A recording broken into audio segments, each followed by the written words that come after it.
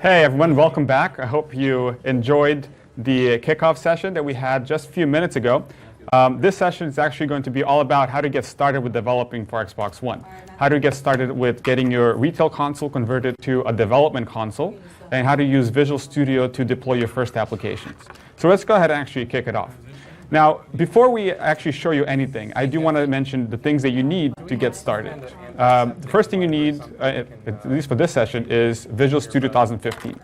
Now, Visual Studio 2015 is actually free if you get the Community Edition, and which allows you to develop applications for Universal Windows Platform, for the web, for anything, really. And you can get it on the website directly, or there's a link onto our landing page as well that you can get. In addition, to be able to publish applications to the store, you also need a Dev Center account. And a Dev Center account allows you to publish applications and manage your applications, do things, analytics, etc. And we have a whole session that talks about what you can do in the Dev Center. And as a Dev Center account, also allows you to unlock your retail console to be a development console. Now, I want to walk you through the whole process of how to do that. Now, I have a quick video here that will walk you through that. I don't want to go through the whole process because it takes more than 20 minutes, or it takes more than we have allotted for this. So I have a quick video that will show you how to do that. All you have to do is actually first you need to find the application DevMod Activation into your retail console. This is an application that's available for everybody to download as long as you have the latest update for Xbox One. Once you install DevMod Activation, you can launch it, and this will walk you through the process of how to unlock your console. You start with what the program is. You start with what you need for unlocking this, and it will be provided with a code that you can use to unlock your console. You can use this code, and you can go to dev.microsoft.com/xboxactivate on your PC, and we can actually register your console to be a developer console. Of course, this is where you need the Dev Center account, so you have to log in first to enter this code. So once you're on this page, you enter the code and you hit agree and activate. You agree to the terms and you simply start activating. As soon as you do this, we provision your console in the background, and you'll notice on your console will simply move from the code to say activating.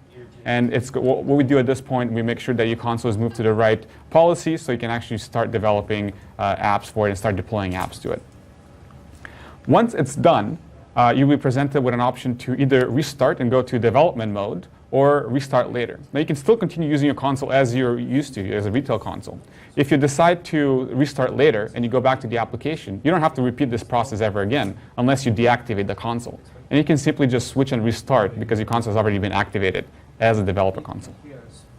And once you restart, we do some magic behind the scenes to move all your retail content that you had and separate it from the developer content. So we move to a new mode called developer mode, which allows you to develop applications, develop applications, run it.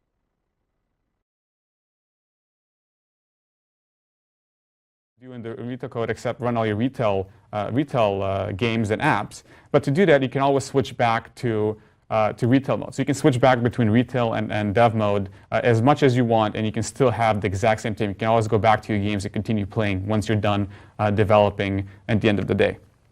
So let's go ahead and switch back to my Xbox here. And you can see I'm going to continue the demo from directly here. I have the Xbox here. I'm using it with my controller.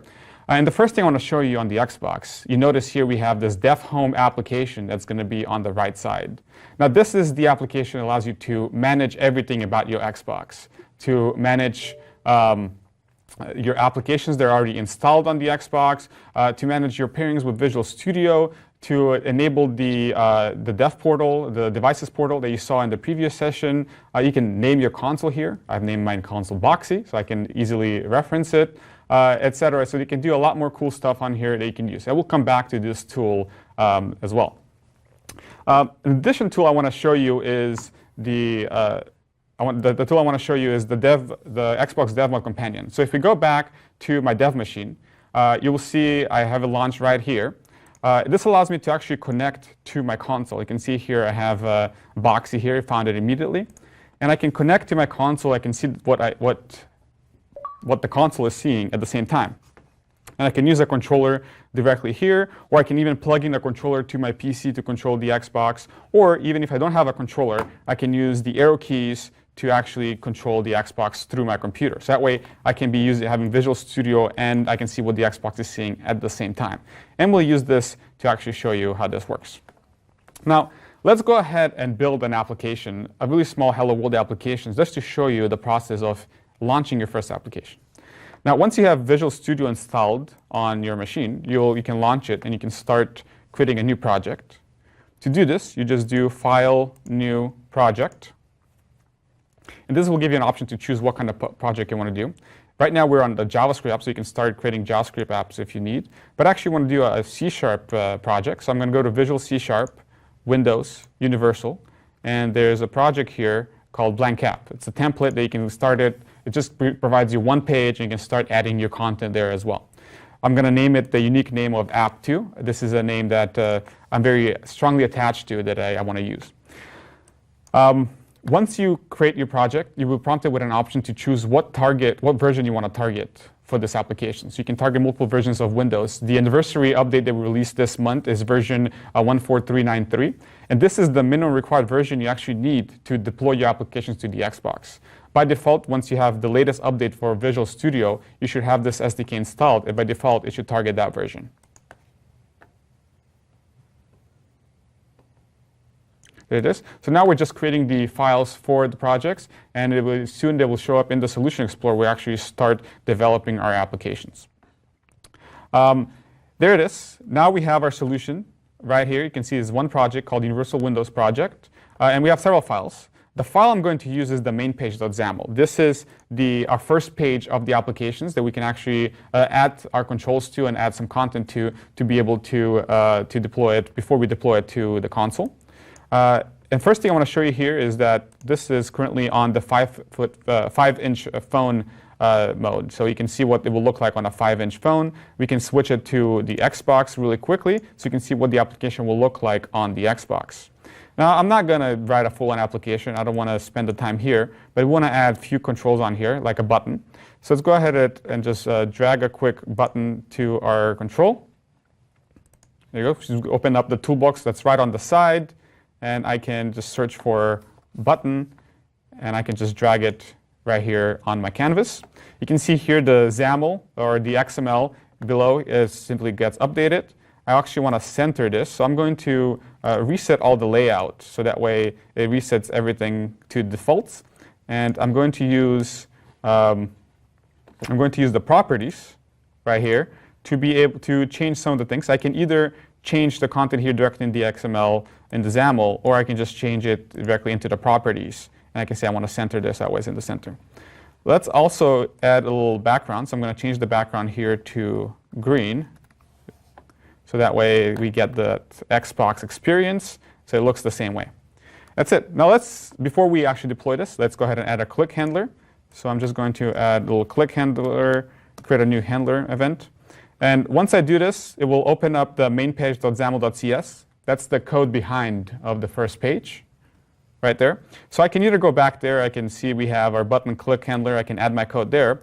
Or actually what I like to do in Visual Studio is use the peek option, where I can right-click on the event handler and just say peek definition. It will actually open the C# directly in line. So I can see the C# that I'm writing, the XAML that I'm referencing, as well as the designer at the same time. So it allows me to see all three views this way. So I can just start writing my code. So let's go ahead and write a little message dialog. That just opens up when we press the button. I'm going to pull in a namespace for it. And just instantiate a new dialog and just use the unique hello world text, and then just let's go ahead and show it and call it show async. That's it. Now, before I run this on the Xbox, let's go ahead and first run it on the desktop to see what it will look like. I don't have to run it immediately on the Xbox. I can test everything here. I can make sure everything works before I deploy it to the Xbox. There's no requirement to do that every single time. And this application, again, is universal. It runs across any Windows 10 device. This can run also on the IoT core device that like the Raspberry Pi. It can run on the HoloLens. It can run everywhere. There it is. If I press the button, we have a pop-up that says Hello World. That's it. Now the fun part is deploying this to the Xbox. The first time you do this, there's a step that you have to do. So here I'm going to go down to the drop-down and select Remote Machine. As soon as I select remote machine, because I haven't paired this with my Xbox yet, it's going to prompt me to select what machine I want to deploy this to. And you can see here my Xbox will actually immediately recognize auto-detected, so I can simply just select this. If it doesn't get auto-detected for some reason, and that could happen, you can always just enter the IP address right here into the console. So I'm going to go ahead and select this. Now it's selected, and now go ahead and run it on the Xbox. So I'm going to have the Xbox DevMod Companion app running here while it's deploying the applications in the background. Now Visual Studio essentially is building the application, and it will soon start copying the application over to the Xbox, copying all the files, and then registering all the endpoints to make sure the application can run on the Xbox. And we should see the application happening in just a second. Let's go ahead and back home. Now, if you're curious where to get the IP address for the Xbox, if you need to do that, the Xbox DevMod Companion app, actually the DevHome app that's already on the Xbox, will have the IP right in the top left corner, right under where it says DevHome. You can see it has the name Boxy, as well as has the IP address there as well. So you can do this. Now, the first time you deploy an application, it might take a minute or so, because it's copying all the files and it's going over the network. So we want to make sure that, depending on how fast your network is, it's going to take that long to do it. But after every time you deploy it after that, because we do a diff each time, it's not going to copy all the files or deploy everything again. It's going to launch your application a lot quicker. Let's go. And we'll just have to give it a few more moments. Usually it does not take this long. Oh, I guess I forgot to do this. That's why it was taking so long. Now, the first time you actually do this, it will ask you to pair your Visual Studio to the Xbox. You only have to do this once per Visual Studio. So the next time you create a new project, you won't have to do this. But this is a security measure, so it allows that no other people can deploy to your Xbox if they don't have physical access to it. So to actually get a code to be able to pair with Visual Studio, you will need to go back to the DevHome application. And go to Visual Studio section where it says Pair with Visual Studio. Once you press this button, it will provide you with a code. And you enter this code inside of the Xbox, inside of the prompt that you were prompting here. So it's VM3V3H. Let's see if that's right. There it goes. So once it pairs it, you don't ever have to do this ever again unless you go through a different machine that hasn't been paired with this Xbox, or you remove all the pairings. There's also an option in Visual Studio, you can remove all Visual Studio pairings. It will clear the connections between all the Visual Studios. There you go. So now it's actually deploying the application, not like before. And it's going to launch it. You can see Visual Studio is actually updating the layout and copying all the files. There it is. And in a second, it will start the application. Here we go.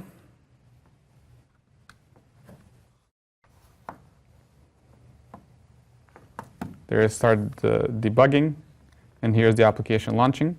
You notice as well in a second that Visual Studio will attach all the debuggers, so we can actually have all our breakpoints and everything that we can click. So I can put a breakpoint on the click handler. I can debug the application just like I would on my regular on my desktop here as well to do the same thing. You can also use all the same diagnostic tools like the memory diagnostic that just popped up on the side, or the CPU, and see how everything is doing. Everything is the same tools, the same ways that you would debugging your applications on the PC or on the phone, the same way it works on the Xbox. And here we are. So I can actually just hit the button, and you can see Hello World, the same pop-up popped up, and the application just works on the Xbox the same way. Now, the last thing I want to show you before we go back to the next session is how to activate the Windows Device Portal on the Xbox. Now, if we go back to the Xbox and we go back to DevHome, this actually has an option for the device portal under remote management. This allows you to enable the Windows Device Portal. By default, is disabled. So you have to actually click the button to enable it. And you have to enter a username and password. In this case, you can just enter anything that you want on your Xbox. I'm going to use the controller for this. And we can say I'm going to use a very hard username and password, just A and A. There's actually no requirement for the password. You can use whatever you need, and you can save. Once you do this, all you have to do is navigate to the name of the console or the or the IP on your browser to do that. You can see here it says to connect, go to HTTPS Boxee, and the port number is 11443 by default. If you use the Xbox Dev Companion portal, there's actually an option here that's enabled once you've enabled that. But in this case, because I just enabled it, it hasn't propagated yet. So I can actually go back to my browser. And here I can go HTTPS,